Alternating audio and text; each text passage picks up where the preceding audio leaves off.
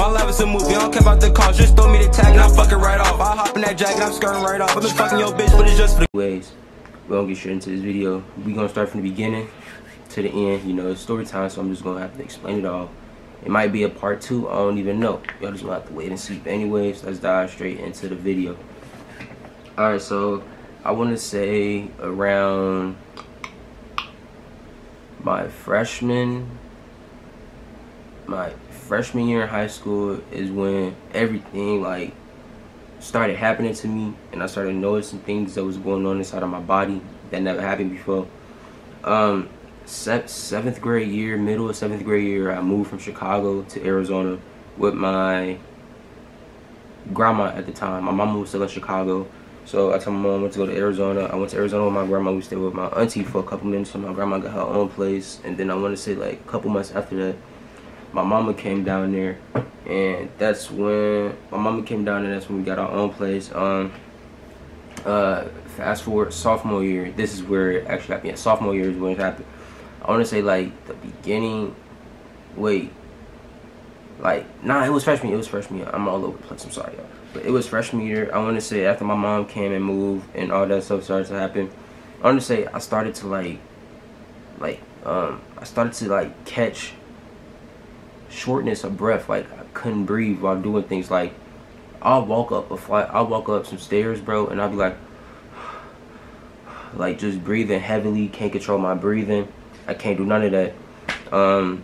Like I would be running too, I still can't breathe. I would still run because I was doing basketball and I was playing soccer and I was doing all that, so I was still running and stuff when I shouldn't really be running, and I didn't know what was going on with me. That was the first thing. I started having shortness of breath. One time I was walking from school. I went to Thunderbird when I was in Arizona. I went to Thunderbird from my freshman year to the beginning of my sophomore year. While I was at Thunderbird, I walked from Thunderbird all the way to my house, and that was like a pretty long walk. And y'all know how Arizona is. It'd be like 90 degrees or better every single day, bro. So I was walking from school all the way back to my house, and before I even got to my house, it's like this little big section where everything in. If y'all know what I'm talking about, in Arizona, it's like sections where there's all type of stores, and it's like GameStop, Chili, the bank, it's a clinic, a barber shop. All that stuff is in like one big area all together. It's kind of like a mall, and you just walk around and that stuff like that. But I was walking, I went through this way behind. It's like a way you can go behind the stores. So I went behind the stores, and I made it to like, I want to say, I made it to Shoe for Less. I think it's called Shoe for Less over there. It's called Shoe for Less, something like that. I made it there. I called my mama and I told her like, I'm starting to get hot. I don't know if I'm gonna make it to the house. You know, at the time we ain't had no car, nothing either. So I was in Arizona, we ain't had no car, and you know how hot it is when you ain't got no car, bro. That shit is ridiculous. I was walking through the back, and I called my mama and I told her I don't think I'm gonna make it walking all the way to the house. It was burning hot. Next thing you know, I was on the phone. I dropped my phone, I fall to the floor, and I passed out for a good 15-20 minutes, bro, on the floor.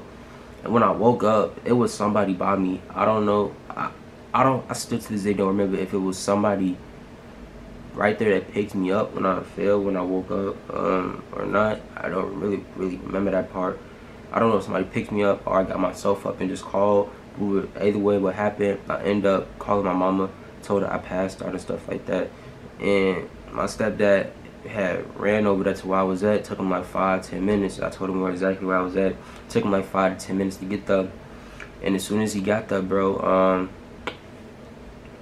the ambulance came. My mama called the ambulance for me. And when the ambulance came, I couldn't even move. They picked me up. They put me in one of those little stretchy things and put me in the back of the ambulance. My mama was in there with me. She didn't know what was going on. I didn't know what was going on. This was like the first stage. Everything just started happening to me. Honestly, I was like 15 years old, you know. That stuff's scary. I was like 15 years old. Went to the hospital. They took me in, they tested me and all this, and they said I had bronchitis. If you guys don't know what bronchitis is a type of asthma. It's like not as serious, but it's still serious. It's a type of asthma. You get shortness of breath and all that type of stuff. See how I'm talking right now? If I would have had this back then, I would have been out of breath right now. That's how bad it was. So they was telling me I had bronchitis, bro. Then something else happened to me again. The same thing happened. I couldn't breathe. I couldn't breathe. I couldn't breathe. I was in school, just couldn't breathe, bro. I'm walking up, like couldn't breathe. If you I had cousins. I was over my cousin's house. Like I was out of breath badly, bro. I was out of breath badly. I want to say from the middle. I want to say now skipping to sophomore year, more stuff. Skipping to sophomore year, I transferred from Thunderbird and I went to North Canyon. It was a school called North Canyon. You know, it's further from Thunderbird. I should say that Thunderbird, but it is what it is. I only went there because I had like 2 friends there. I don't know why would I do that. And I was known and I was popular at Thunderbird, bro. That was retarded to me. That's besides the point. My sophomore year, the beginning of sophomore year, I transferred from Thunderbird to North Canyon High School. Now, when I was at North Canyon High School, this is when everything started getting treacherous, bro. It started getting real for me, bro. I felt like I thought I was gonna die. Everything started getting treacherous, bro. When I went to North Canyon High School, the first, after the 3rd month of me being there, bro, is when it started getting hectic. On God. Started at the crib. I'd be on the game playing with my cousins, hop off. As soon as I lay down, I would lay down. And when I wake up, bro, it would be red stuff gushing down my nose. Just red stuff gushing all out of my nose. And before y'all ask, no, it was not blood. It wasn't blood whatsoever. It was red, gooey, sticky type of stuff.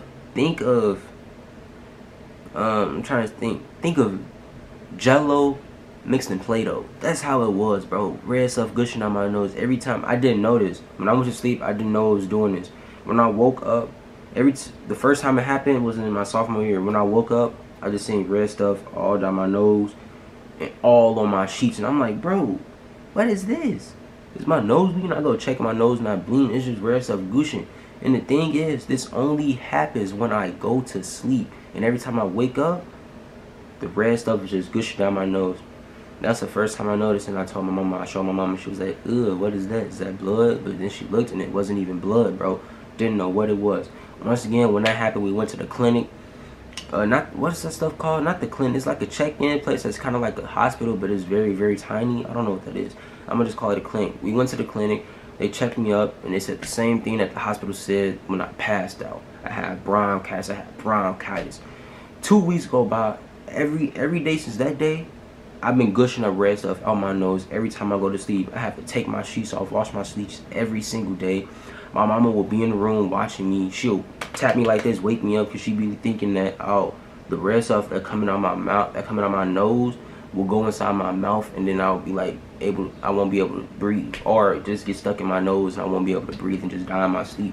That's how she was thinking. So every time that red stuff started gushing, and she was there, she would wake me up and tell me to get up and don't go to sleep, because you never know what might happen. But you know, that stuff happened every single time, bro. That shit, I won't lie, that stuff is very, very scary, bro.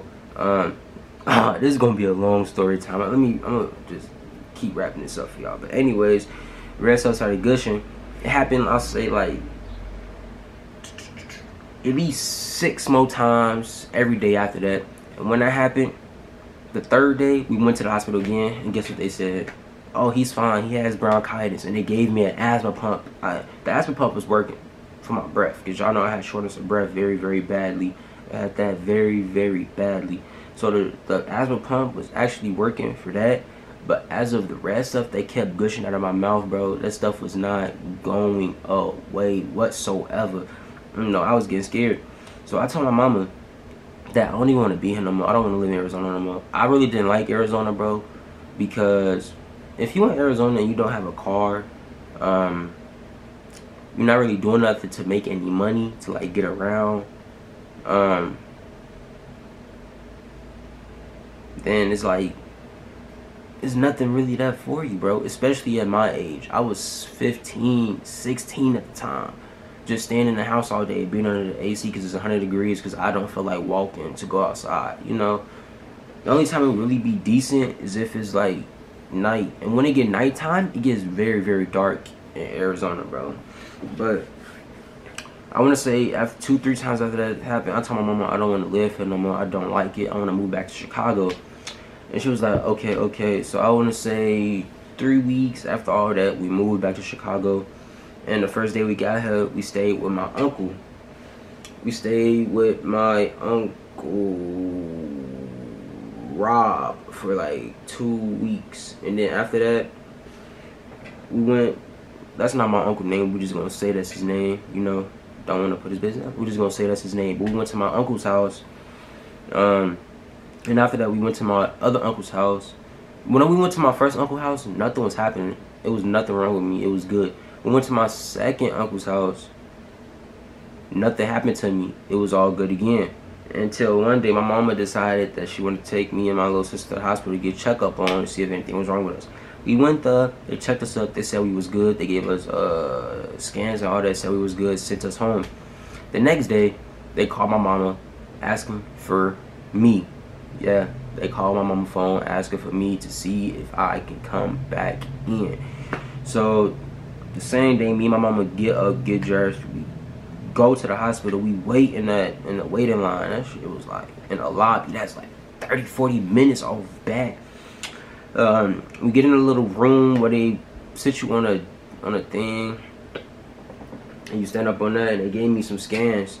They gave me scans, they set me in the thing, they said we want to test them for some more scans. They tested me for scans, I got in there, I got out, we left. They called back and they said they wanted us to come in again. We went to a different hospital, wanted us to come in again. A doctor was explaining to me that that something is wrong with my body. He said that the thing that I have is not really rare, but at my age, the age of 15, 16, that is very, very rare for someone my age, because it usually targets people that are more older, like senior citizens type. So to be at my age, that's very, very rare to happen for me. And he said that this wasn't just happening. Remember when I told y'all that this started happening to me when I was a freshman in high school in Arizona? That's not when it really started happening. He said that this thing been inside of me and been building up since I was 10 years old.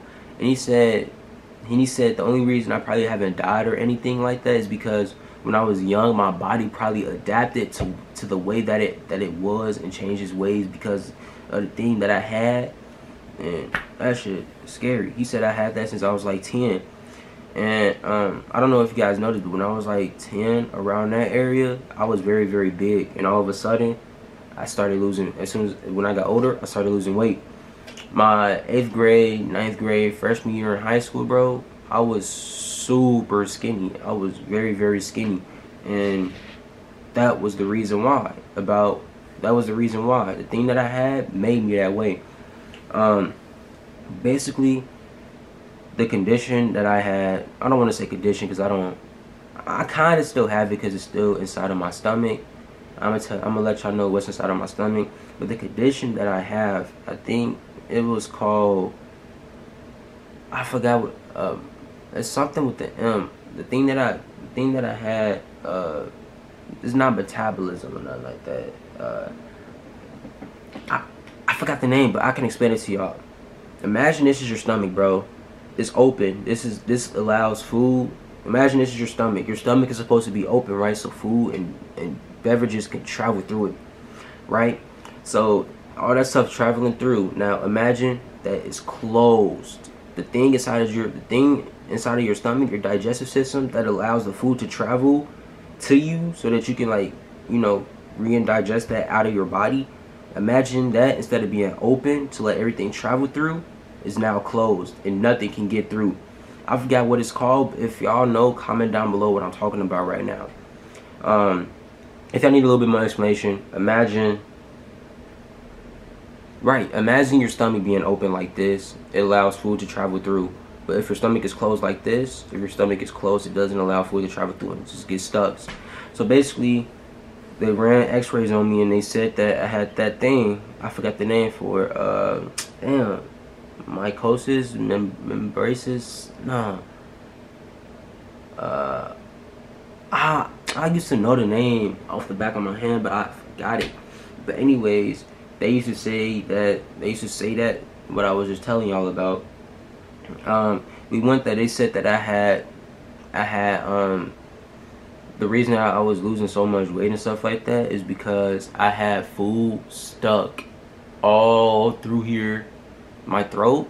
I had food stuck in my throat and juice stuck in my throat that could not get through my body because my hole was closed inside of my digestive system. So everything was stuck in there, and he told me that I would have to get